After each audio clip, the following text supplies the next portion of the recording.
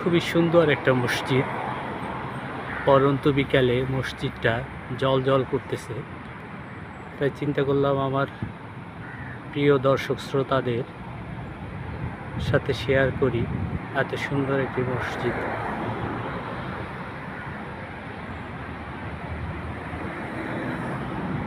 এটা রাতের বেলা আরো সুন্দর রূপ ধারণ করে। খুব সুন্দর লাইটিং থাকে, দেখতে আরো সুন্দর লাগে।